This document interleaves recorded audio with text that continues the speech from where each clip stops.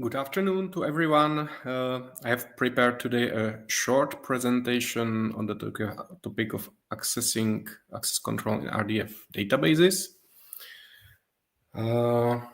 It is a topic that came across my work during the past time in different variants.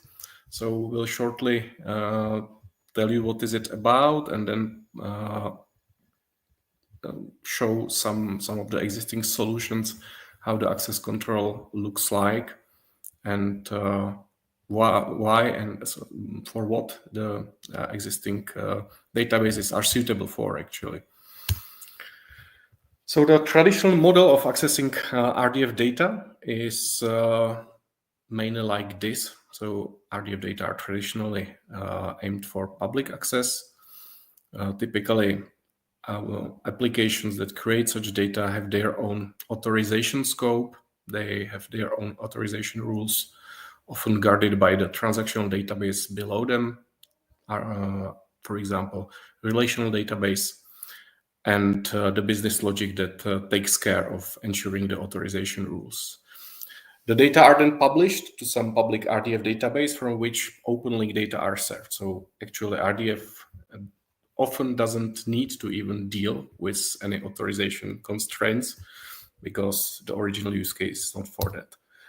Of course, when trying to use RDF database, for example, RDF database only, for example, if whenever there is there is a need to save resources or even just somehow simplify the stack, it makes sense to consider the RDF database only, in which sense we need to take into account the data authorization logic and to allow constraining access to various parts of the RDF data. The goal of this presentation is to provide a very rough overview plus two small samples of existing RDF databases and how it looks like for them.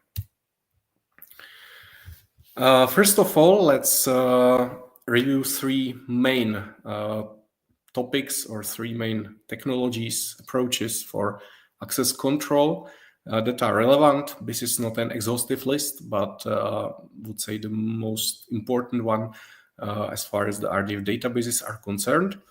So role-based access control is definitely a very common technique that every developer knows from all the technologies around. Basically, they are quite widely present in RDF databases too. But it's not often enough because roles themselves are sort of coarse-grained and need to be addressing individual resources that the permissions in this role actually apply to. So in many cases, RDF databases are only able to restrict access to the repositories, maybe to plugin management, to REST APIs, but they lack the support on the fine-grained access control, which is here represented by the two other technologies.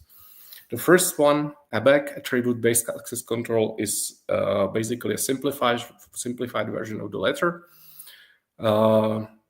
ABAC means that we have a set of, let's say, sensitive attributes or attributes that we don't want all users to have access to, while fine-grained access control in the context of RDF databases means we would like to control access to basically any triple or any quad in an RDF database.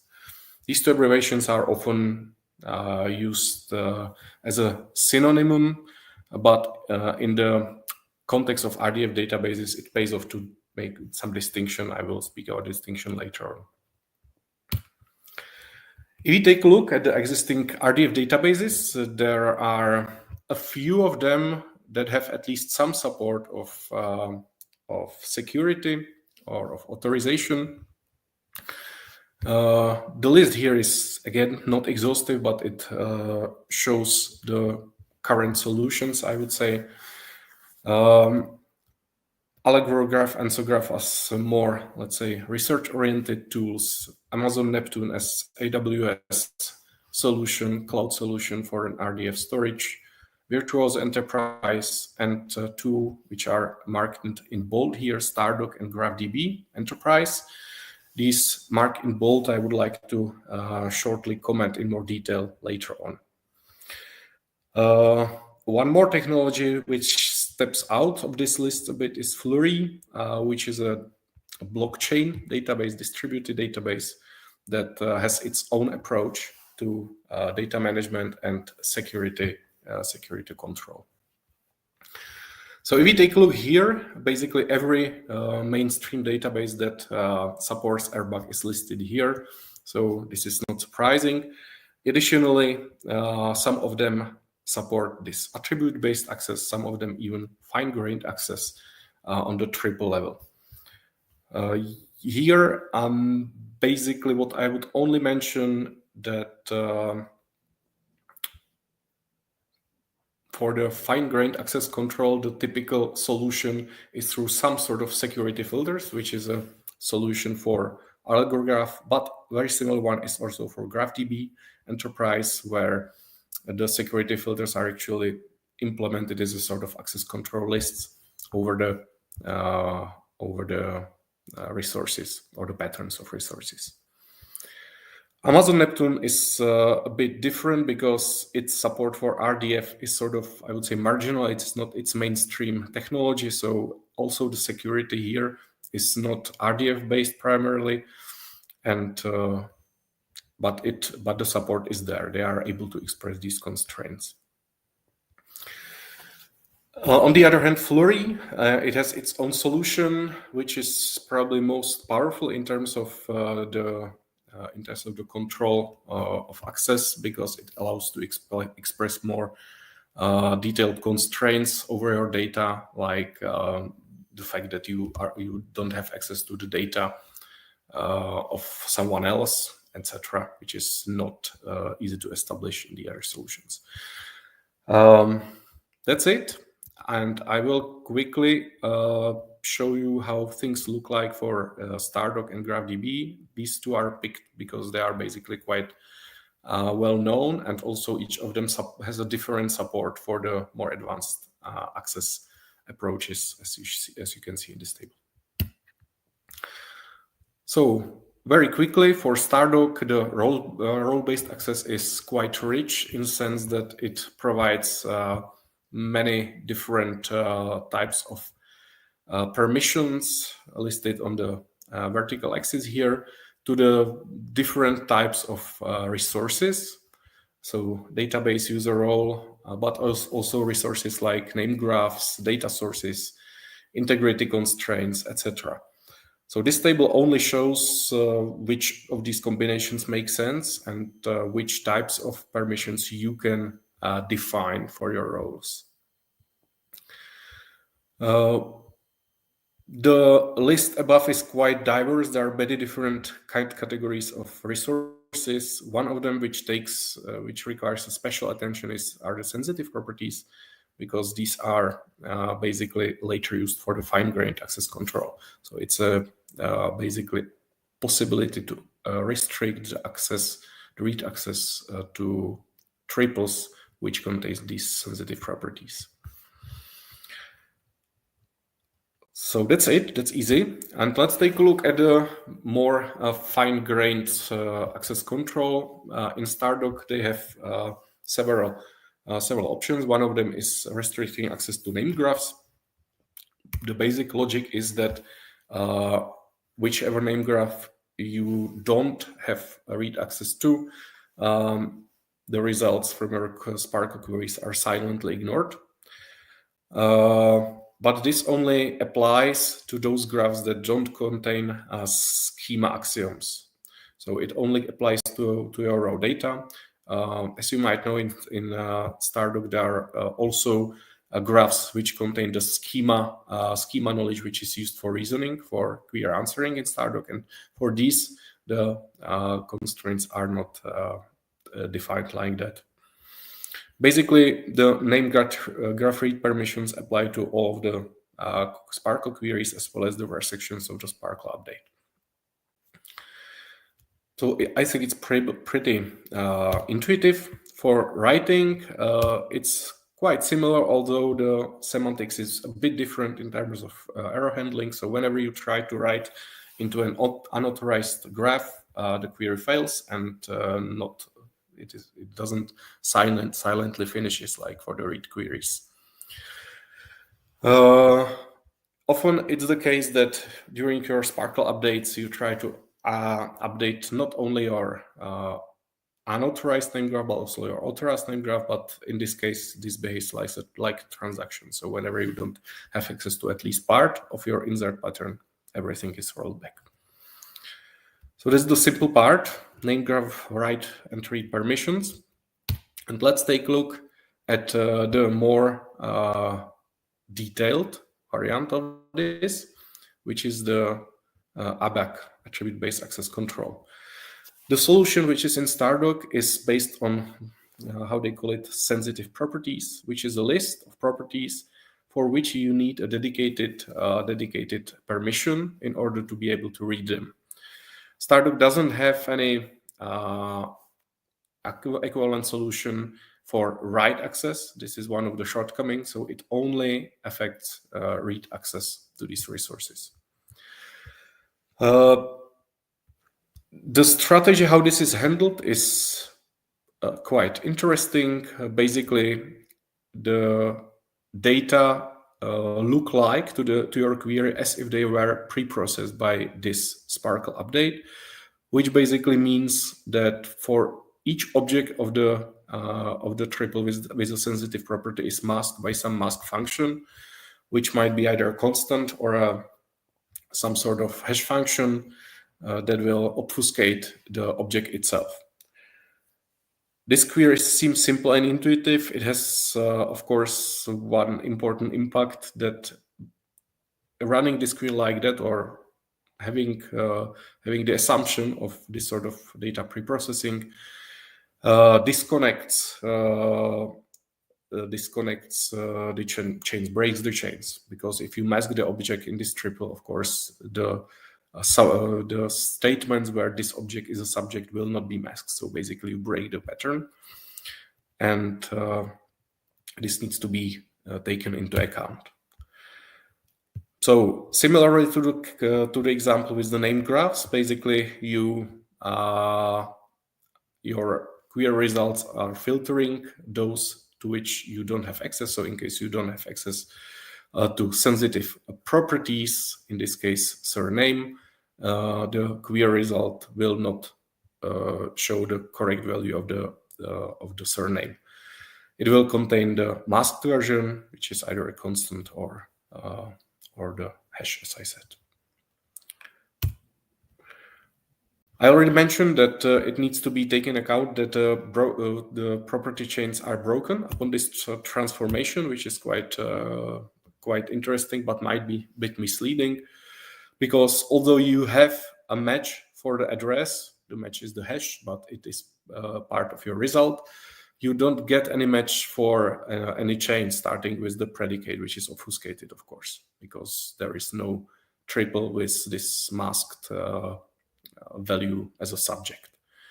This is, I think, a bit counterintuitive, and basically, I would say the recommendation would be to avoid any sort of chains to keep the semantics more streamlined and simple. This is quite simple strategy. It is still experimental, so Stardog is working on it. There is no support for restricting write access, as I mentioned, and more importantly, they have a disclaimer that the values still can be revealed through, for example, full text search or some other means than just Sparkle query. So it's a Sparkle only solution, I would say. That's Stardog. Let's take a short look also on GraphDB. GraphDB is a bit more advanced in terms of expressiveness. On the fine-grained access control. For role-based access control, you can see that the set of roles and we didn't speak about roles, but set of actions and set of resources is, let's say, a bit smaller than for Stardog, but the logic is the same. GraphDB has a set of predefined roles. You can define your own roles and add these sort of permissions to these roles. So it's a bit more fixed. But the more important part is this fine-grained access control, which basically is implemented in terms of the access control lists. Currently, it's only available in GraphDB Enterprise Edition. So